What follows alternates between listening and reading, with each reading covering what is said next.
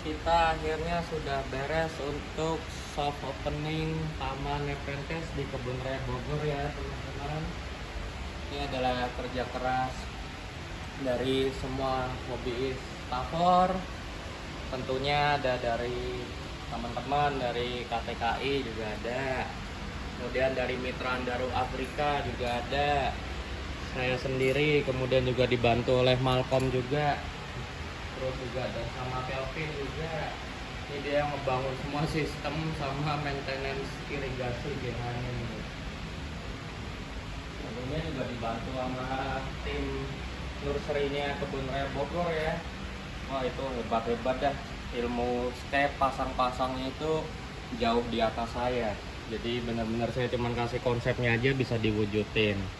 Nah kecuali untuk beberapa yang personal seperti ini, tapi tentunya ada keterbatasan juga ya. Karena berpacu dengan waktu juga. Ini batunya untuk habitat Norti, Mapuluensis dan lainnya itu juga masih terbatas. Tapi bisa dilihat lah lumayan dengan stok batu yang terbatas kita bisa ngasilin setup yang kayak gini. Ini nanti kalau Nortinya udah gede, di foto pakai makro nih pasti cakep banget udah kayak di habitatnya. Dan ini salah satu habitat yang saya demen juga, Nepenthes dari Kerangas. Yang saya suka selain pasir-pasirnya juga saya mendonasikan beriang ini, Cyphaloiarum. Persis kayak di habitat.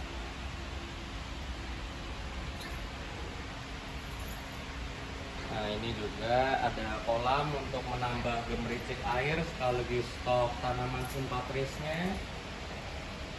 Dan ini juga untuk Taman Nepenthes ini tuh dibangunnya per ekosistem atau ada bioregion juga. Nah ini provinsinya kan ceritanya dari Sumatera sampai ke Papua nih. Ini yang area Sumatera kita ada sampai 5 mejanya. Kemudian di situ juga ada koleksi Sarracenia, kepunyaan dari manajemen Kebun Raya Bogor. Udah hidup lama ini, sekitar 2 tahun kayaknya di sini. Kemudian ini yang saya setup sendiri juga bareng sama Malcolm dibantu tim nursery Kebun Raya Bogor, area box. Di sini teman-teman ya bisa lihat koleksi-koleksi, tapi kita juga menyesuaikan ya atas faktor kondisi pemeliharaan yang highland dan sulit juga. Tentunya kita nggak paksakan untuk piara di sini. Ada dari Drosera, Dionae, Sarracenia hingga Pinguicula. Kalau saya pribadi sih sukanya di Pinguiculanya. Sempat ngakalin gimana caranya biar bisa lumayan berbatu nggak pakai moss, tapi dengan segala keterbatasan apa bilangnya medianya kali ya, ternyata bisalah diakal-akalin dikit. Tapi nanti tentunya butuh penyempurnaan ya. Nah ini nanti juga aklimatisasi lumutnya kalau udah pada hidup bagus semua pasti keren banget area sini. Ini juga tim nursery-nya KRB bener-bener pro. Saya aja pusing kalau disuruh nutupin lumut sampai kayak gitu.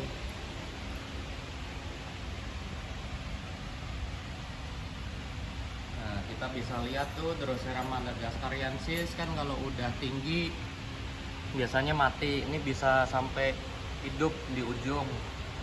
Bahkan kondisinya saking lumayan idealnya di pangkal kayu itu kelihatan banyak basal-basalnya si madagascariensis. Dulu pas saya tanam belum ada itu, sekarang udah nongol 4 malah. Nah sisi sini masih Sumatera. Ini kira-kira gambarin habitat nepe-nepe Sumatera hidupnya di pinggiran jalan nih, pinggiran lintas Sumatera. Kayak Tobaika, Eustakia. Nah kalau ini Sumatera yang kelas berat nih, keluarga Sumatrana, Longifolia. Ini mejanya juga agak dipisahin, nepenya agak berjarak karena 2 bomber dari Sumatera ini nanti ukuran daunnya pasti gede banget. Nah dari Saya sendiri Kelontong Ruru itu sebenarnya pas bantu di sini dan join manajemen itu ini udah 80% jadi. Ini meja-meja ini saya tinggal sempurnain aja. Karena juga untuk apa ya? Sudah terbentuk bagus, takutnya membuat tanamannya aklim lagi. Paling cuma ngelakuin beberapa penyesuaian aja sih. Nah, yang saya sama Malcolm sendiri merombak total itu adalah meja Jawa. Dulu isinya cuma mirabilis sama nyampur-nyampur sih, ada hybrid juga. Nah, kita juga balas dendam nih. Apalagi saya kan juga orang Jawa ya, kita hidup di Pulau Jawa, nepe terbatas, cuma 3. Spatulata yang nama sinonimnya di sini Adriani, ya lebih tepatnya Adriani sih yang dibilang sinonimnya spatulata. Itu kita setting epifit. Ini juga sempat pada ragu. Bos aja sampai, waduh, hidup nggak tuh? Hidup lah di sini. Kemudian ini juga kayak habitat gimnam sesuai. Gimnamnya ada yang terrestris, ada juga yang kami setting epifit.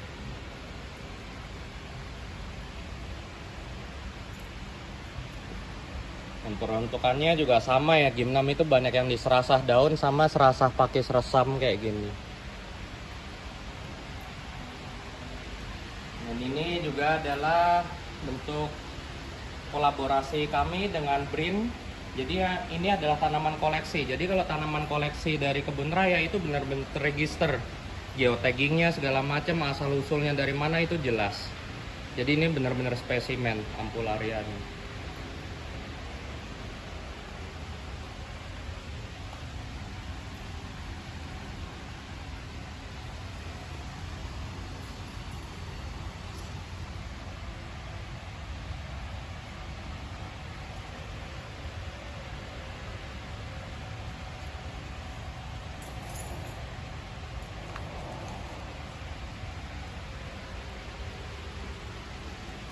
Ini area Kalimantan, kemarin dibantu timnya Mbak Mona, Mbak Popi, sama yang lain nih.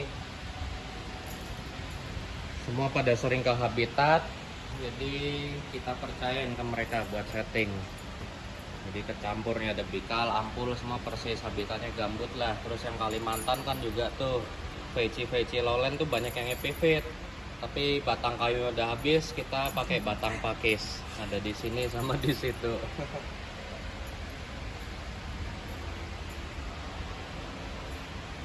Lipeata juga ada di Kalimantan, dan sesuai tempatnya Lipeata pasti ditaruh di belakang di bukit-bukit batunya.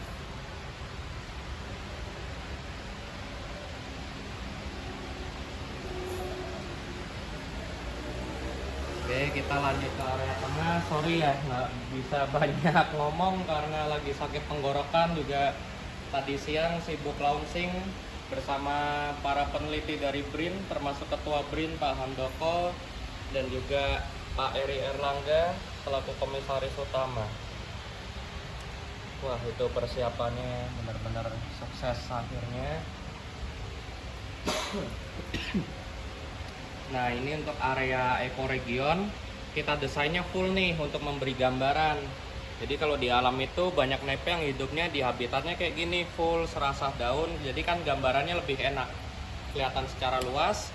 Dan di sini kami juga menanam beberapa hybrid alam kayak Hookeriana, Domini, kemudian Neglecta. Jadi nanti untuk sarana edukasi juga bisa, anak-anak bisa nebak ini hybrid mana dengan mana. Karena di alam kan mereka banyak yang tumbuh simpatris terus kawin silang menghasilkan hybrid alam. Ini tentunya masih butuh banyak improvement untuk pengisian kolam dan lain-lainnya.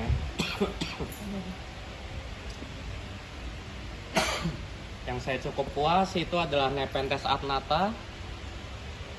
Bisa persis kalau dicari habitatnya itu biasanya di batu-batu berlumut kayak gitu. Lipeata juga saya berhasil ngeproduce sesuai dengan foto, walaupun mungkin Lipeatanya belum gede ya, tapi kelihatan dia happy. Lanjut ngantong, daun barunya juga relatif ngejam. Kemudian juga hidupnya kan diantara serasah ilalang kayak gitu untuk lipeata. Kemudian kalau teman-teman jeli ada mapuluensis juga ngumpet di area tebing. Ini sumbangan juga dari Bro Alfred, Becariana best specimen. Saking idealnya kita hard repotting untuk diimplan di sini pun langsung lanjut ngantong tuh 2. Kantongnya bagus banget.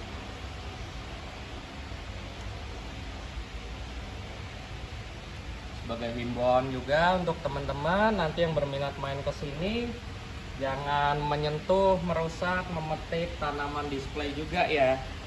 Nanti ada sanksinya juga soalnya. Nah, besar harapan kami juga nanti teman-teman yang hobi fotografi juga kalau main makro nanti bisa jepretannya bagus kayak di Habitat. Walaupun tentunya kami tahu dengan segala keterbatasan belum sempurna lah untuk mendekati Habitat. Di sini juga kami ngeset ada Nepenthes veici di batang kayu pohon biar kayak di Habitat. Tapi seperti biasa ya, veici aklimnya lumayan lama. Tapi saya yakin pasti nanti bisa bagus. Ini juga garapannya Mbah Bagio. The best lah dia, masternya landscape ini Mbah Bagio.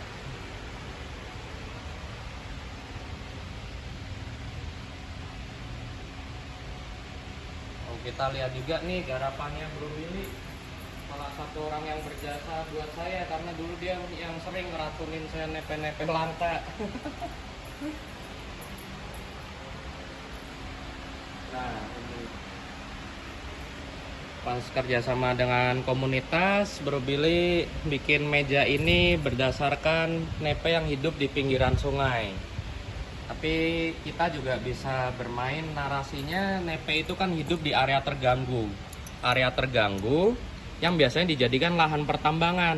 Jadi mungkin juga ini bisa menjadi sarana edukasi untuk nepe-nepe yang hidup di area pertambangan pasir. Itu kan pohonnya pada dirobohin, tanahnya langsung abrasi, erosi. Nah itu biasa nepe bisa hidup, tiba-tiba muncul di situ.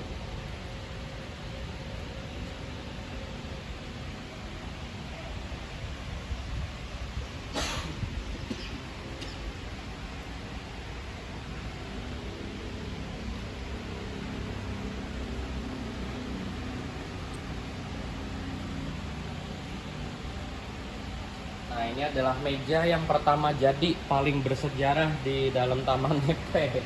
Dulu didesain sendiri oleh manajemen. Jadi waktu itu temanya sih mengusungnya landscape modern yang berbasiskan hutan hujan tropis. Jadi koleksi-koleksi dari manajemen semua ada di sini ya, termasuk hybrid manusia. Tapi di sini kita sekalian mau menonjolkan, walaupun memang dari segi keotentikan naturalnya itu kurang karena menampilkan hybrid, tapi kita bisa belajar. Kenapa? Karena di sini kan kita juga sarana edukasi untuk bentuk kantong semar itu. Jadi kan ada kantong lower, kantong inter, kantong upper. Nah, hybrid ini kan cepat tumbuhnya. Jadi di situ mungkin anak-anak sekolah nanti bisa belajar kantong lower tuh gini. Terus kalau yang udah ngecil-ngecil, kalau bahasa saya tuyul terbang itu ya ini kantong uppernya. Globus sampul kan paling gampang banget bentuk upper. Dan juga ada nepe legendaris ya, kalau kata saya harta tahta Trungkata lah. Siapa sih yang nggak mau sama Trungkata?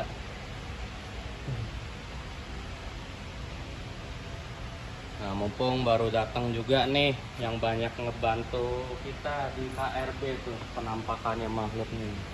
Nah. Oke, sekian teman-teman, thank you. Semoga kalau teman-teman nanti datang ke Kebun Raya Bogor bisa main-main ke sini ya.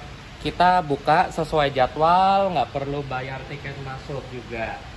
Per tanggal berapa open? Minggu depan sudah open rencananya. Terus nanti juga dari seminggu itu kita akan ada off 1 hari.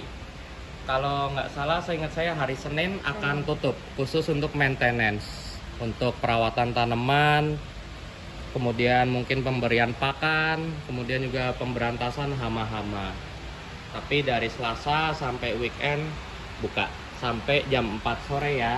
Oh ya, untuk masuk juga walaupun sudah termasuk biaya tiket, tapi kita mesti ngantri dikit. Untuk sekali masuk dibatasi 15 orang dan selama 15 menit di dalam. Ini juga salah satu kesukaan saya nih, walaupun bukan nepe ya, Alocasia Megalodon. Konon masih keluarganya si Porte, tapi kalau saya perhatiin sih kayaknya layak dideskripsi lagi sih. Ini dua-duanya Megalodon, seed grown, tapi saya perhatiin dari warna batangnya aja ada perbedaan, ada variasi.